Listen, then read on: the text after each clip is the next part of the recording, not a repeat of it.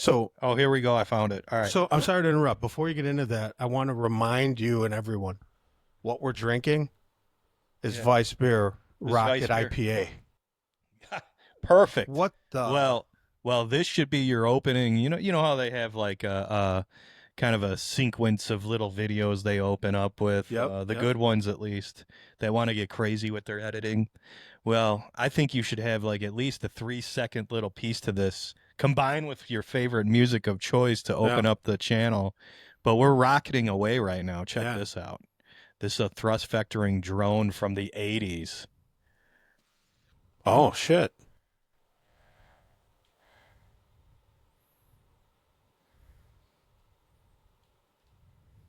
What the?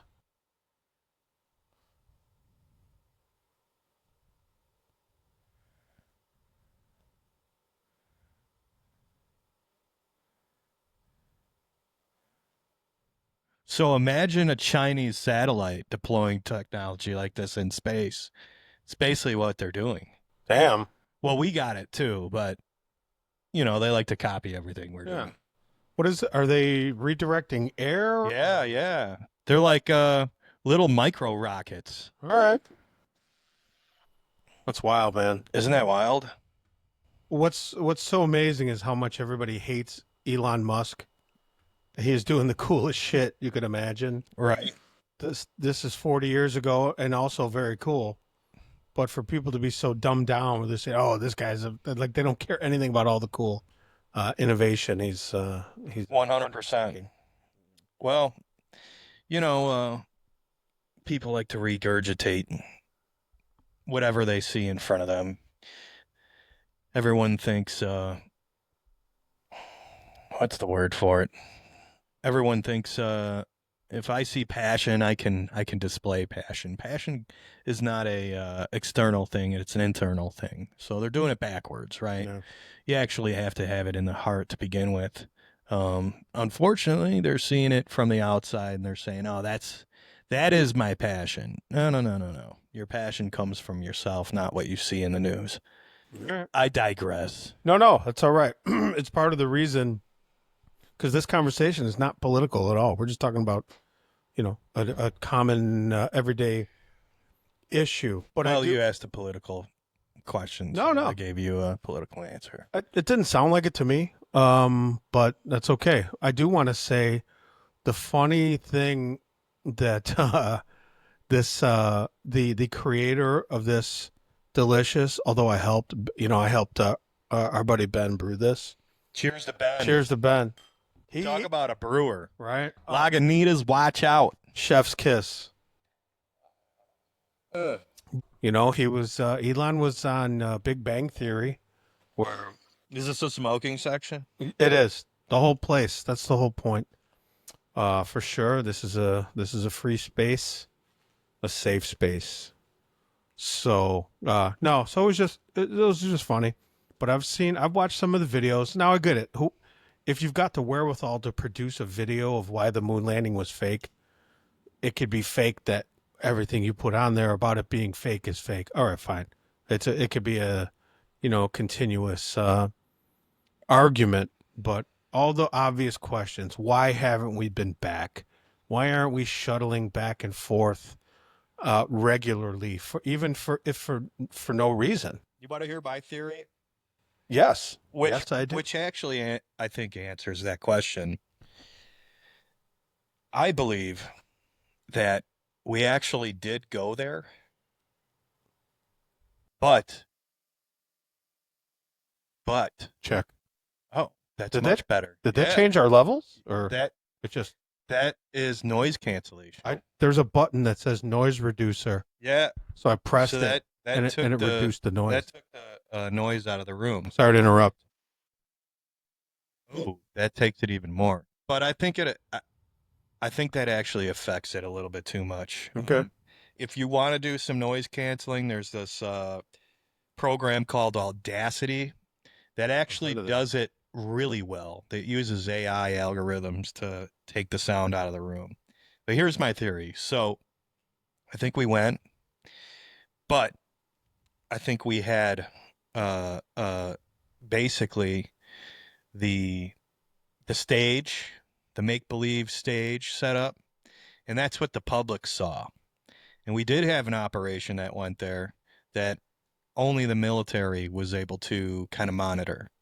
And that's kind of my theory is that we have been there, but we don't want anybody to know what we know about it.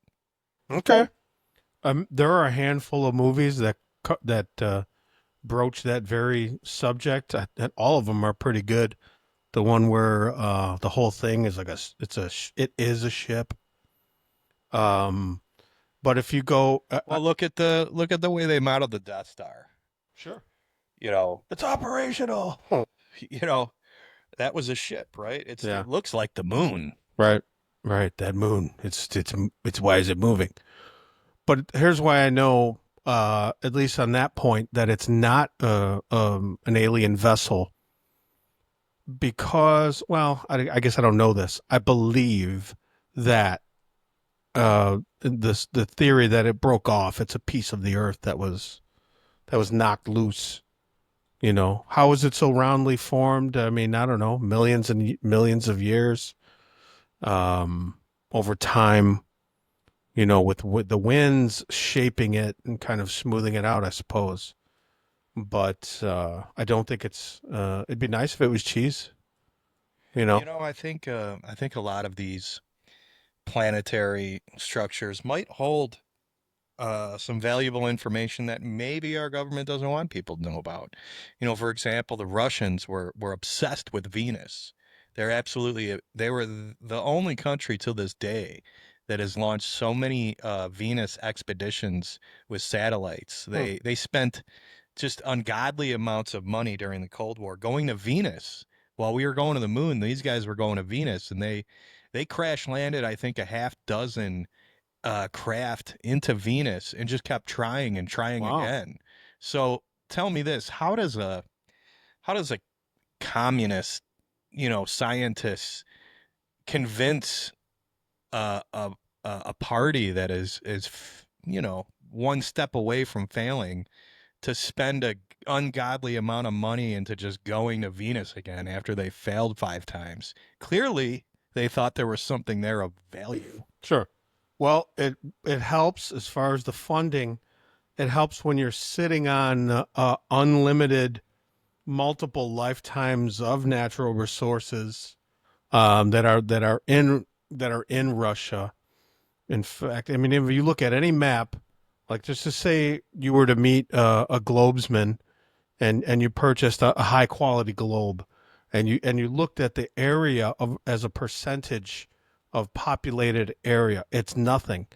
So there are so many resources. Now I don't know the exact number. If the United States government owns 70% of this land, Russia's got to own 95% of their land. China's got to own Sure, 99% sure. of their land.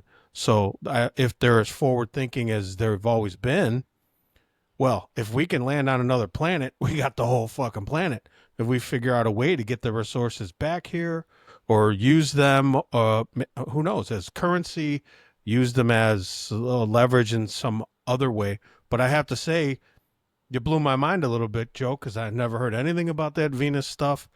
The little bit I did study in astronomy, that I know Venus is a warmer planet, so you've got Mars in one direction and Venus in the other direction. Venus being much much warmer. I don't know the exact temperature, hot as shit, but much closer to the terrestrial the land, so to speak, of Mars and Earth, because all the other planets are like gas, or they're on fire, not Right, right, even right. remotely. Venus has a very abnormal compared to Earth barometric pressure. So the issue was when the Russians were trying to land their craft, once it entered into that atmosphere, it was like going down to the Marianas Trench. Not to mention, it was very hot too. But just to give you a little background here, we're on the screen, and we'll show you the only set of pictures ever taken by anybody, including the USA, of Venus, which happens to Hmm. be the Russians. And you know what's funny? In grammar school, there was a girl named Venus. and this Russian kid kept trying to crash into her, if you know what I mean. Uh, you know. Well, things happen in synchronicities. Yeah. Yeah. But here you go.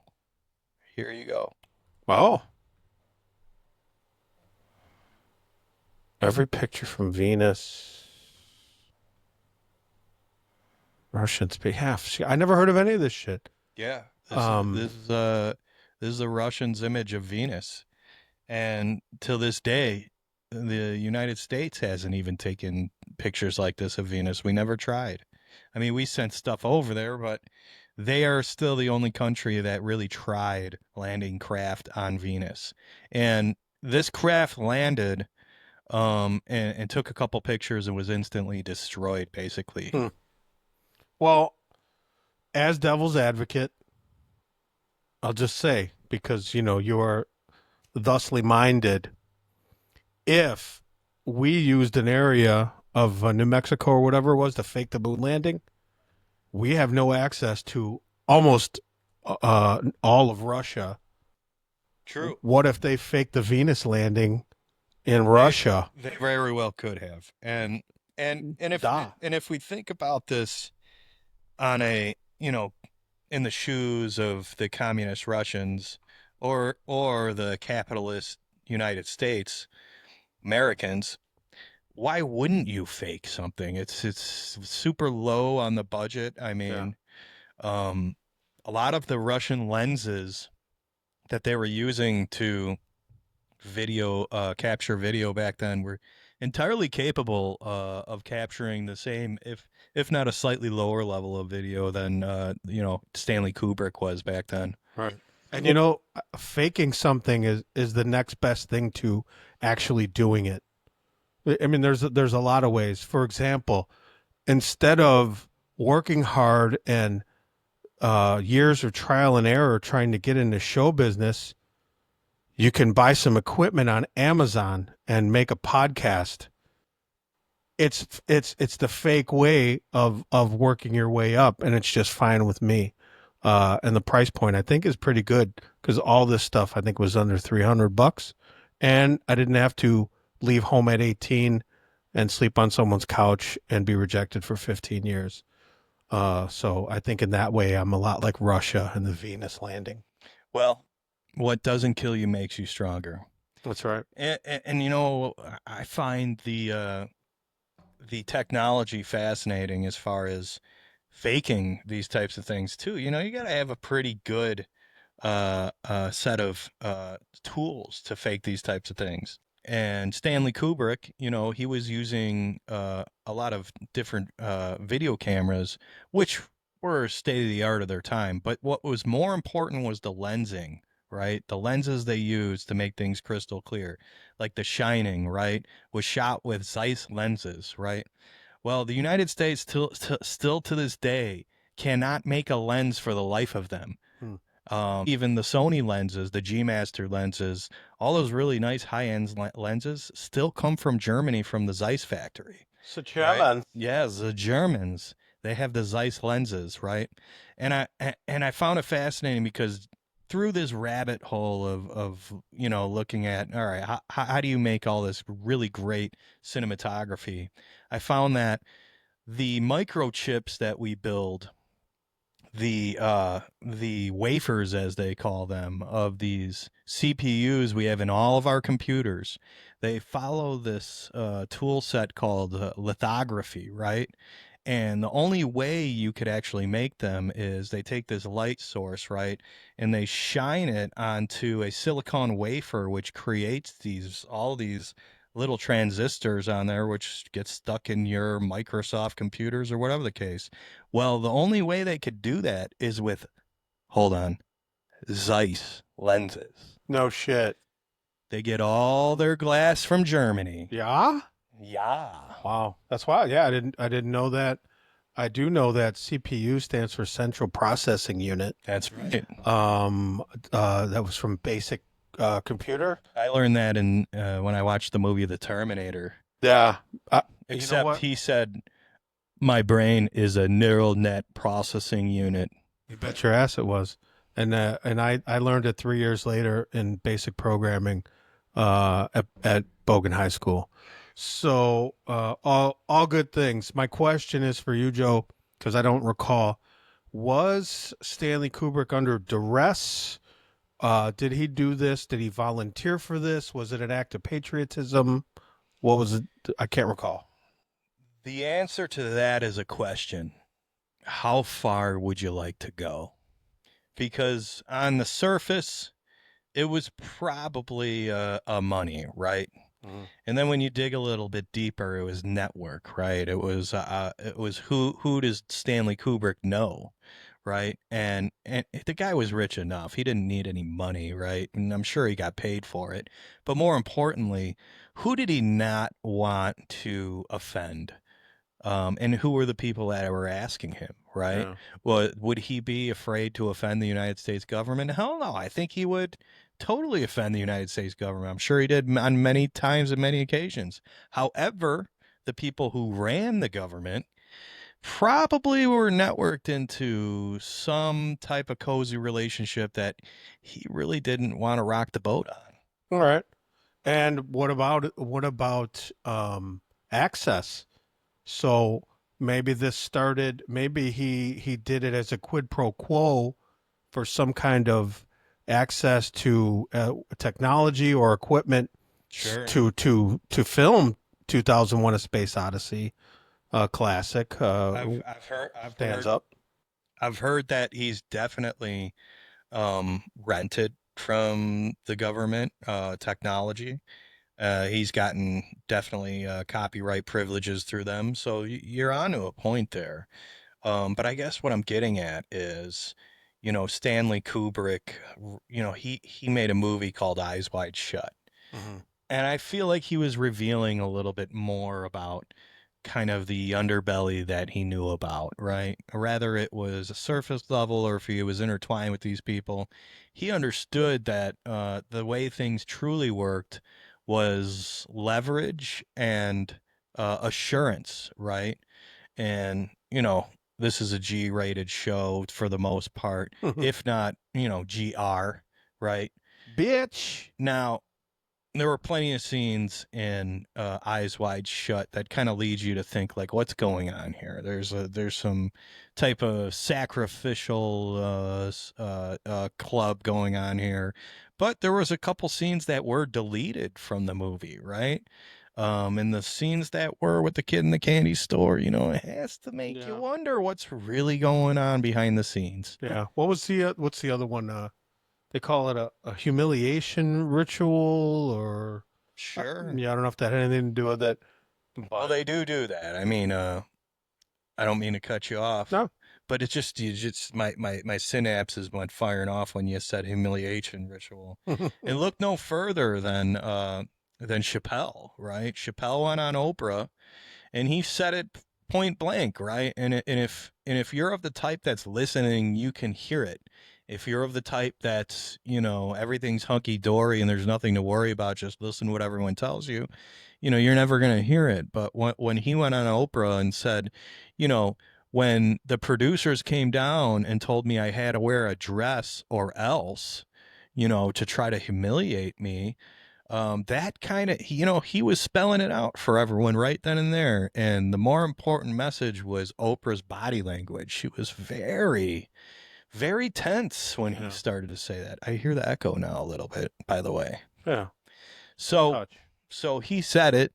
She didn't like it. And then she proceeded after he said that to basically say, well, maybe you were just having a mental breakdown. Maybe you were just psychotic. Well, they did not they did. The same thing happened to Martin Lawrence. He ended up, there was one night he's running down the street with a pistol, either barely dressed or completely naked, saying they're trying to kill me, et cetera, et cetera. There's a whole, I can imagine, a multi-layered cabal, not just of genius, hilarious black comedians. I mean, it's everybody. Everybody is subject to the rules. If you want to stay in the club, you got to do the trick, and if you don't do the trick, you can get the fuck out. which is why so many people have, and so many people have disappeared, and so many people are so successful. Um, I'm trying to remember the Chappelle timeline. I think it was after the show. So it was after the end, the demise of the Chappelle show, and maybe not that long before the demise of Oprah's show, or maybe it was just a special. But I've never been, whatever It Oprah. was probably late 90s, early 2000s. Okay, I'm not. Yeah, her show may not have. I'm not sure if her show was still on the air. I don't think it is. Yeah, or was at the time, but anything's possible, and it takes a lot of guts to step out of line Well, and say something. So kudos to Chappelle. He is awesome comic, and I dig that part about him. well, what I think is really happening here, as far as the breakdown and some of the evidence you see now, like back in the day, you really couldn't you really couldn't see a lot of evidence. I mean, the things people would lead on to, people would be like, that's a conspiracy. And it was because there wasn't a lot.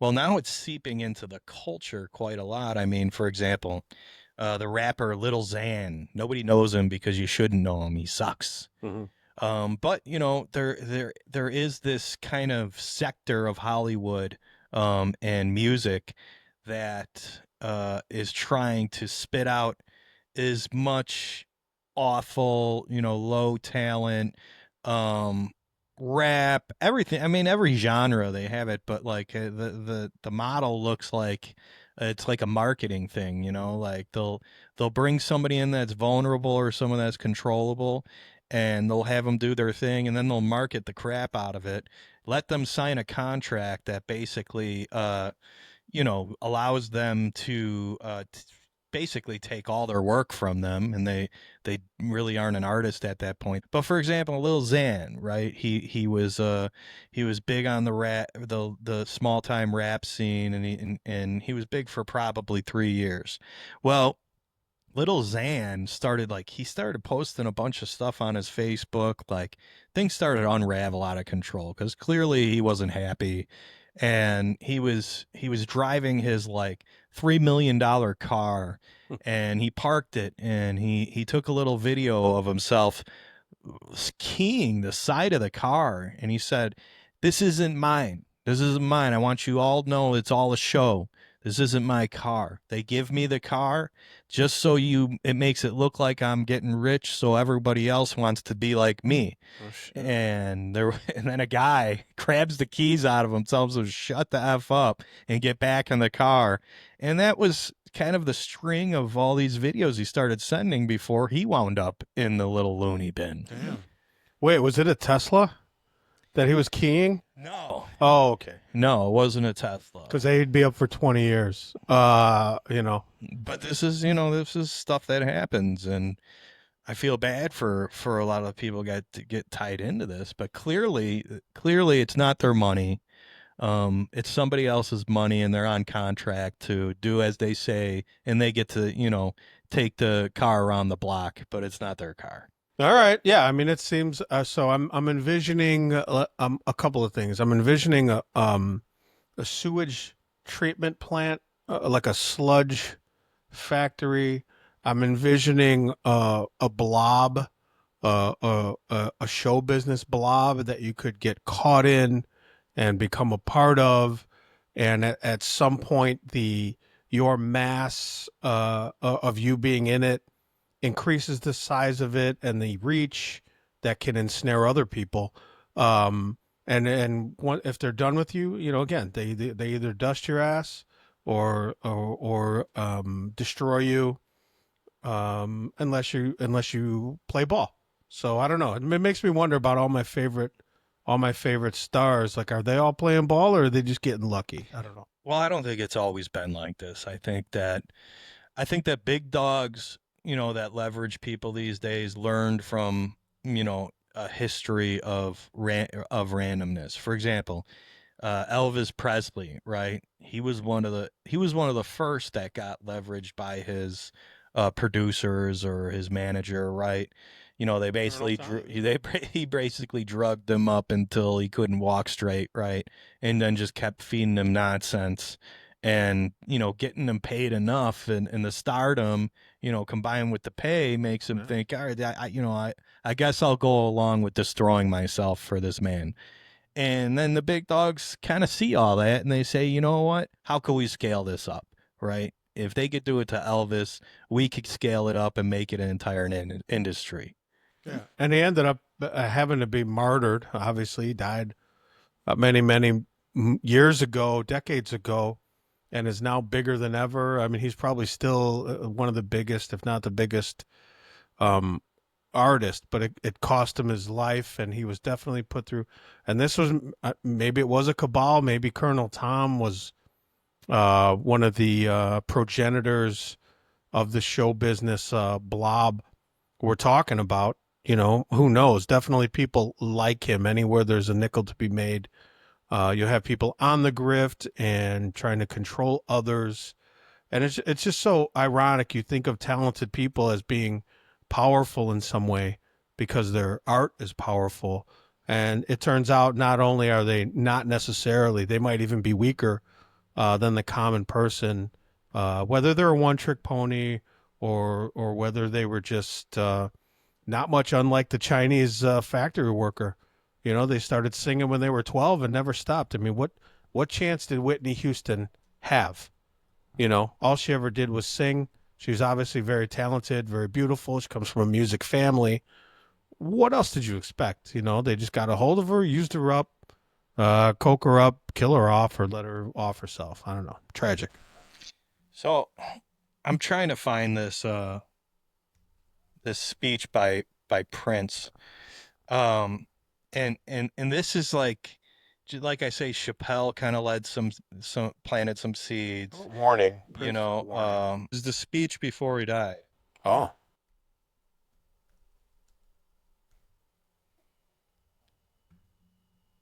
It was like at the VMAs or something. Let's hear it from the horse's mouth here, Prince. Prince Nelson.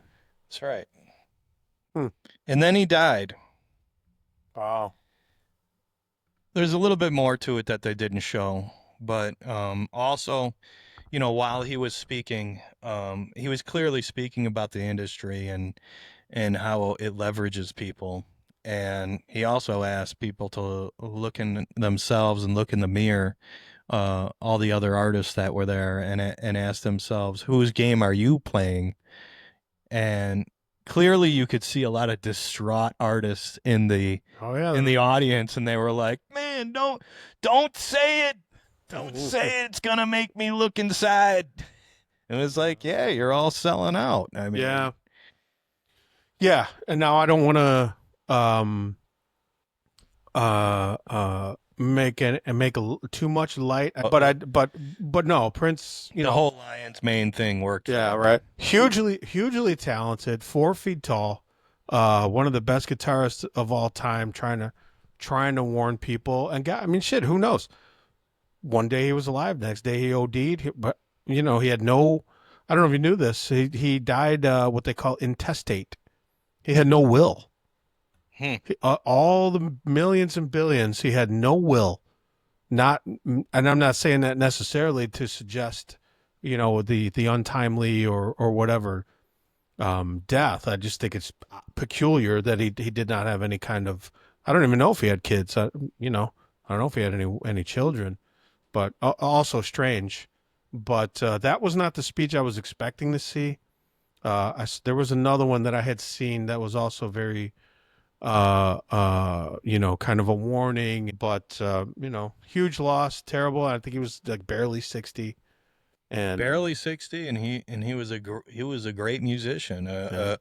a great compose. A lot of people don't know he was a composer too. He composed a lot of his stuff, and where a lot of artists, they'll basically get really good composers on the team. They'll have somebody of the band that really does the legwork, and then they're kind of the front man, the front runner, the railhead, The as Sting. yes. Whereas Prince, just like Michael Jackson, really, like really created that whole facade. Like he was the man. He actually was the creator of his own world he was living in. So that was kind of cool. Yeah. Well, that is all good. Well, it was good here on Rocket Ship Radio, or as we call it, Mucho. What is Muy macho. the Muy Macho podcast? All right. But thank you, and I'll just let you lead us out. Yeah. All right. So thanks. That's the first kind of dry run with our guest here. And we didn't even get a chance to talk about it. The Emmy Award winning Robin Banks at the moment, and maybe we'll get back to it. So yeah, we're gonna figure out. It was regional, right?